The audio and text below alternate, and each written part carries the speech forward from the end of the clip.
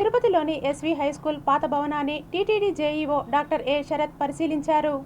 తిరుపతిలో అత్యంత పురాతనమైన భవనంలో 2006 సంవత్సరం వరకు ఎస్వి హైస్కూల్ నిర్వహించబడింది.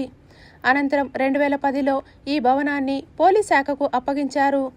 ఇటీవల జిల్లా ఎస్పీ కార్యాలయం కొత్త భవనానికి మారినప్పటికీ ప్రస్తుతం ఈ భవనంలో పోలీస్ క్యాంటీన్, పోలీస్ సంక్షేమ శాఖ కొనసాగుతున్నాయి. ఇటీవల కొందరు భక్తులు టీటీడీ ఈవో ఎం రవిచంద్రకు ఈ భవనంపై ఫిర్యాదు చేయటంతో దాదాపు 150 ఏళ్ల చరిత్ర గల ఈ భవనాన్ని టీటీడీ తిరిగి స్వాధీనం చేసుకొని హైస్కూల్ను పునఃప్రారంభించాలనే సూచనలు వచ్చాయి. ఈ నేపథ్యంలో భవనాన్ని పరిశీలించాలని జేఈఓకు ఆదేశాలు ఇచ్చారు.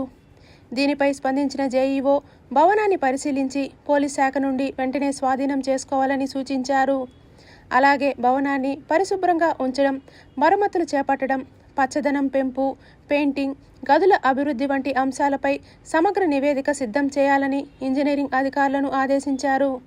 ఈ కార్యక్రమంలో తిరుపతి ఎస్టేట్ అధికారి సువర్ణమ్మ, డీఈఓ వెంకట సునీల్, ఇంజనీరింగ్ అధికారులు, ఉపాధ్యాయులు పాల్గొన్నారు.